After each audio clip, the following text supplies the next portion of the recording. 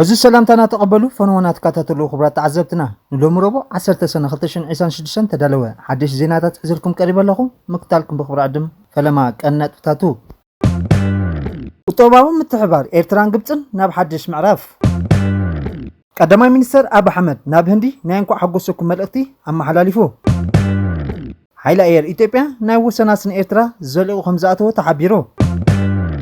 ኣብ ትግራይ ነገር ኹናት ኣብ ዝህረመሉ ዘሎ እዋን ቀንዲ ግዳያት መንእሰያት ይኾኑኹም ዘለዉ ተሓቢሩ ኢራን ኣብ ልዕሊ ባሕሪን ኩዌት ዮርዳኖስ መጥቃዕቲ ኣካይዳ ትራምፕን ነታንያሁን ትልሚ ምቕያር ማእከላይ ምብራቕ ዝፈጠርዎ ቅልውላውን እዝን ካልእን ብዝርዝር ሒዘልኩም ከቐርቤ ክትከታተሉኒ ብኽብሪ ዕድም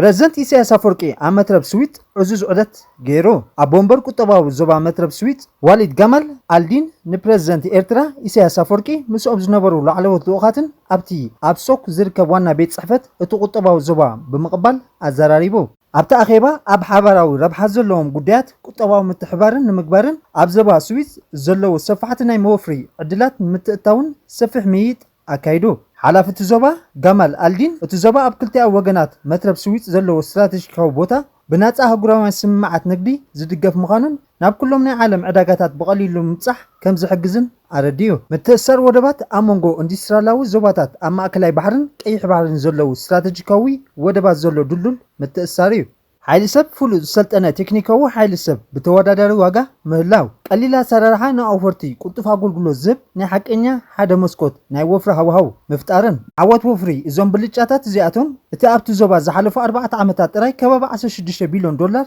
نلعلو وفري كسعب كم زحقزوه تقليتو دعوتا أغيبا بريزدنت إسياس أفوركي لأخاتون أبستوهابه زوبا السخنة ناي سرح أدوت جيرام زعودة زي نودب سخنة أبكبيت اندستريالاوي تحداس حيلي كيميكالاو فرياتن ናይ ህንጻት መሳርሒታት ናይ ጥዕና ፍርያት ዘፍርዩ ሓያሎ ዓበይቲ ፋብሪካታት ዘጠቓለለ ነይሩ ፕሬዝደንት ኢሳያስ ብወገኑ ግብፂ ንጻዕርታት ልምዓትን ኤርትራ ንእትቦ ዘላ ደገፍ ዘለዎ ልዑል ሞገስ ገሊጹ ኣስመራ ኣብ ዝተፈላለዩ ቁጠባውን ዓውድታት ምትሕባር ንምሕያልን ሓባራዊ ረብሓታት ንምስፋሕን ዘለዎ ጽንዓት ደጊሞም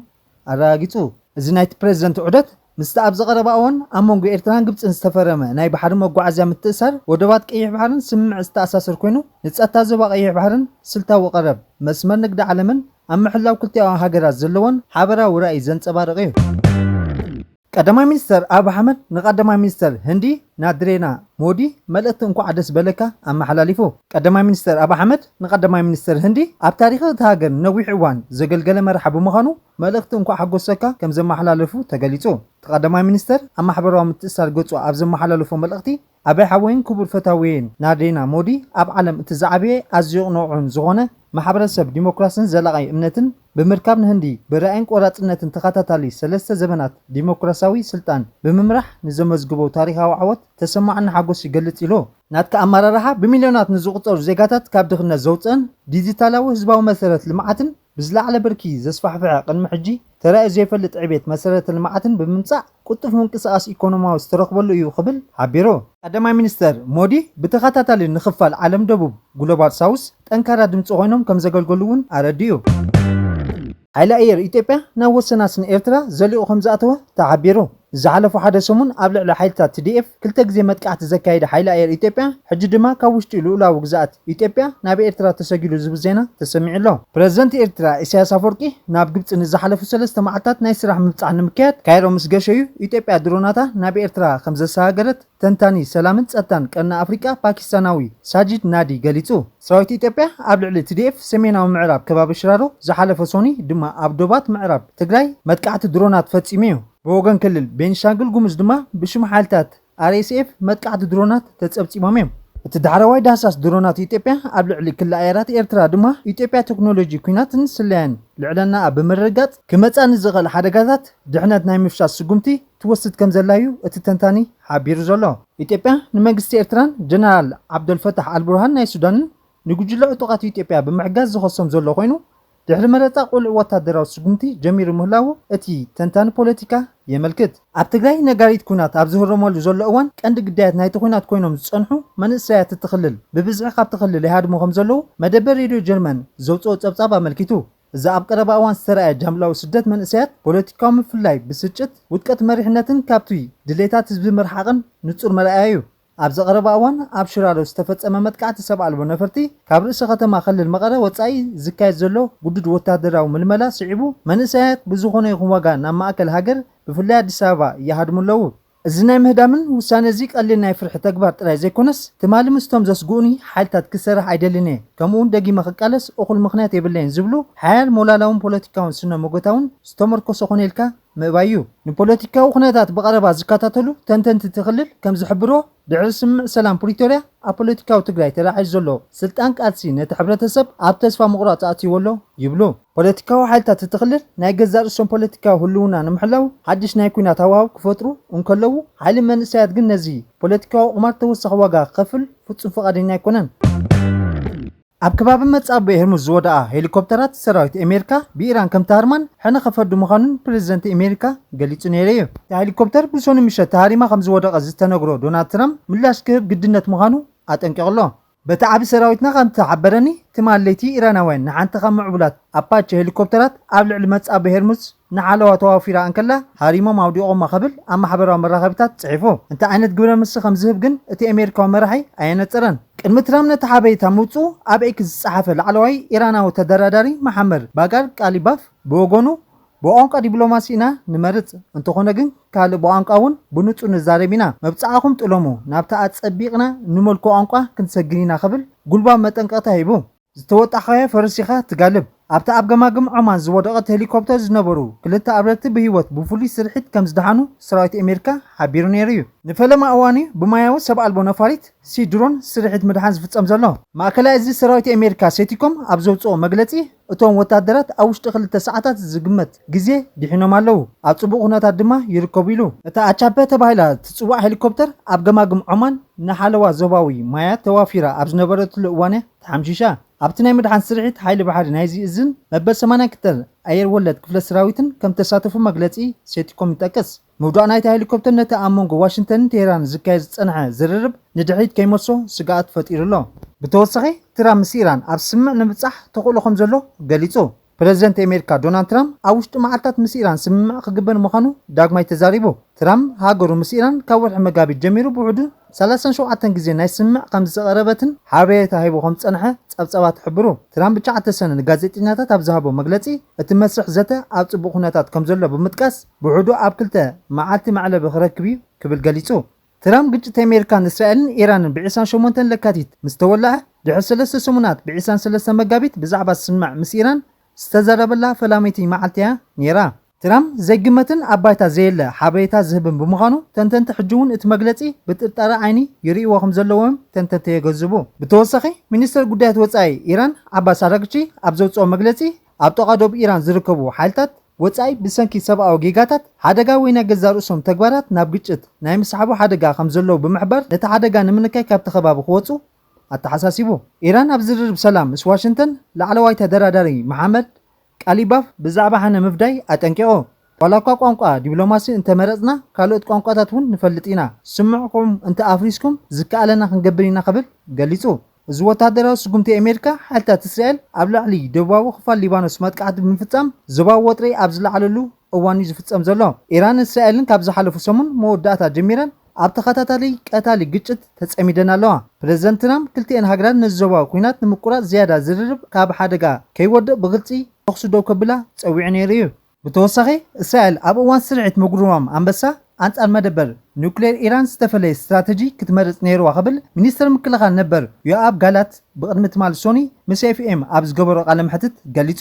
ኣብ እዋን መጥቃዕቲ ብወታደራዊ ስርሒት ከይድና ነቲ ዝሃብተመ ዩራኒየም ብሓይሊ ከነምጽኦ ይግባአና ነይሩ። እዚ ድማ ነቲ ኒውክሌራዊ ፕሮግራም ካብ ኢራን ካብ ስሩ ይምሕዎ ነይሩ ኢሉ። ዓሚ ሰራዊት ኣሜሪካ ምስ ሰራዊት እስራኤል ብሓባር ነይሩ። እዚ ድማ ክግበር ዝግብኦ ነገር እዩ ነይሩ። ሓደገኛ ዋጋ ክኸፍል ዝኽእል እኳ እንተኾነ ንድሕረት ሃገር እስራኤል ክውሰድ ዘለዎ ሓደጋ ነይሩ ኢሉ። ብመሰረት ጋላት እስራኤል ኣብ ዘይተረጋገፀ ኩነታት ኣትያ ስለ ዘላ ኣብ ዘይብፅሕ ዓላማታት ከተተኩር ወይ ሓደስቲ ስትራቴጂካዊ ዕድላት ክትስእን የብላን ብምባል ይምጉት። ኢራን ኣብ ልዕሊ ባህሬን፣ ኩዌት፣ ዮርዳኖስ መጥቃዕቲ ኣካይዳ። እስላማዊ ሓለዋ ሰውራ ኢራን ኣሜሪካ መጻበዪ ሄርሙስ ኣብ ወደባት ደሴት ኢራን ዘካየደቶ መጥቃዕቲ ስዒቡ حنا نمفداي أب بحرين كويت يوردانوس أب زركب وتهدرات معسكرات أمريكا متقعت 5 فصمت قليصو اسلاماو حلوة صورة إيران لوم ربع 10 سنة أب زوجو مجلسي أب بحرين أب زركب 5 مركب أمريكان أب كويت أب زركب مدبر علي السالم بسب ألبو نفرتم متقعت 5 فصمة كمون أب يوردانوس كتما أزرق أب زركب مدبر أير بنوي حركات ميسايلات متقعت 5 فصمة قليصو إيران أب يوردانوس زركب مدبر F-35 زعانة النفر توقع زركب هانجر حاوسون إسران حدن علامات أمريكا 5 قعد 4 خبأتن كم زعنوتن قليصا بتوسخي قبل على ختما جام إيران أب سمايت MQ9 زعانة سبع ألبو نفرت أمريكا كم زودقت قليصا ازدحرا واي وطري سراويت أمريكا ندسيت كأشم أمت صابي هرمز أب زركب قماقم بحري إيران نزركب ودباتا دعلا متقعيو نيران قديمون حانتي وانة أمريكا زخونت أتشابي هليكوبتر كم زودقت دعلا مخصاصو سعبو زمتسيو اسلامو حلوة صورة إيران متقعتي أمريكا أب كتما سري كاب زركب كتما ناي تيليكومونيكيشن تاور قدات كم زوردن أبو دما خلت تانكتات ماي كم زعنون حبيرو إيران نزغونه وتهدراو سقومتي أمريكا كبيد ملاش كتبوا المقانة مولا حلافنت كم تسكمن أتنكغلا بتوسخي إيران أب هاجرات وشمت عرب نزركبو وتهدرات معسكرات أمريكا علامة هم تقبرن أتن هاجرات جزءاتن أمريكا نتفتصم متقعتي كيف كده أتنكغا أمريكان إيران متقعتي قبل مسي أبز فتتصم زلوا أوان مينستر قدات وصاي إيران لوم ربع أبزوت مجلتي قرابة هاجرات أمريكان إسرائيل كابت الزبان نمسفتصمو متقعتي دونا يمبال حقام مورالون حلافنت اللونيلو بتزاز بريزيدنت أمريكا دونالد ترامب حالتات أمريكا قبل على إيران متقعتي مفتصمو مسعبو إيران وشمت عرب نزركبو وتهدرات معسكرات علامة 5 قبرو متقعتات كم تفتصمن أفليت أزلا سرايتير دونالد أبزوت مجلتي سرعة مكلغال أير حموش ميسايلاتن أب أير كله بمهرم كم زفشولم قبل على 7 نبرتن زبصح قدات كم زيلن أفليت الله أمريكا بسولوس نفايتا مستهرمت بذهبت تقبر ملسي عبدوباوي إيران هنصاتاتن كوميونيكيشن حاسبتات ماين كم زعنوا حلوة صورة إيران قليت الله قدما مينستر إسرائيل بنجامين نتنياهو نخابينه مينسترات تصنع متنقطة بمهب إسرائيل أب قربا أوان بزي دقة في أمريكا ني إيران كتقطما خم تقل أتنبيلهم نتنياهو أبزها بمجلسي نخبدت نايت خونتات يردأني يخبل أسميرلو ني إيران كنقطما أم نقددلو خونتات كنقطما يكاليلو بزي دقة في أمريكا كل تزملكته وصايتات وتهدرا وقرب أصبر ولاون عالم لخاو تنطلو تشكمنا نابو خنبصح عين دلينا جن كم نخل نفلتينا يبل الزرع كان تهاليو ترامبن بنجامين نتنياهو أب كبير زي مردا خم زلويو أبز حلف ساسي ترامب نبنجامين دويلو بزعبا خالق كوينات مس إيران دحل مزتايم بينكم كتقصلو أيتقولونيكم بزي دقة في أمريكا سلازو كوينات دوم أب الكبل تزاريو مبارو يذكر إذا أواجزي أزباءنا وسخ زخي زلو وطري زوجلهم بزعبا استراتيجيكا وأقوام إسرائيل نقلميت بينا ختصقون وسانو حتتات زلعليو جيوبوليتيكاو ملكع ناتقايرة أبز خدول زلوان كم زعنت نسيات رأي زيكونا نعلم لخاو مرقاون زسعبو تلوا عميق كخون يخليو أموداتا سرايت مكلخ السودان قبل علوان ختمات كارتوم استراتيجيكاو علامات غيرن كبراز فتنا نايفتان دقف حالتات RSF سبع ألبو نفرتي ويدونات بتصرى نفاريت بموقع كم زودقان تقليتو إذا حدقا كان معجي قبل علم عرفو نفرت كارتوم كمون تكالات حالي إريتيك استوان شوفو درونات نمكلخ استوافرة ناي مكلخال مواقر زومز قبع عبود كوينو أبسميناو شنا كارتوم سمين معراب أردومان برتو ناي تخصي دمتن كم تسمعه نبرت مسكيرو مالو تون وتادراوي كم زحبرو እተን ድሮናት ወታደራዊ ማዕስከራት ንምድብዳብን ክንቀሳቀሳ ከለዋ እዩ ናብ መሬት መከላኸሊ ሓይሊ ዕላማ ከም ዝወቃዕን ኣክሽፎን ዘሎ ብተመሳሳሊ ዜና ሓይሊ ኣየር ሱዳን ኣብዚ ሒዝናዮ ዘለና ሰሙን ንኻልኣይ ግዜ ኣብ ደቡባዊ ዞባ ብሉ ናይል ኣብ ትርከብ ስትራቴጂካዊት ከተማ ኩርማን ጥዑ ናይ ድሮን ደብዳባት ውግእን የካይድ ኣሎ እዚ ደብዳብ እዚ ኣብ መንጎ ሓይልታት RSFን ምንቅስቃስ ሓርነት ህዝቢ ሱዳንን ሰሜን ዝተመስረተ ጥምረት ንምምካት ዝዓለመ ኮይኑ ሓይሎ ናይ ውግእ መካይን ክድምሰሳ ከለዋ እቲ ኩናት ምስ ኢትዮጵያ ኣብ ዘዳው መስመራት ብምቕጻሉ ብዓሰርተታት ኣሽሓት ዝቑጸሩ ዜጋታት ናብ ማዓስከር ዲማዚን ክስደዱ ተገዲዶም ኣለዉ ክቡራት ተዓዘብትና ናይ ሎሚ ነበረ መደባትና ነዚ ይመስል ቁጥፉን ዋናውን ሓበሬታ ክትረኽቡ ላይክ ሼር ኮመንት ሳብስክራይብ ክትገብሩ ብኽብሪ ዕድም ሰሰናየ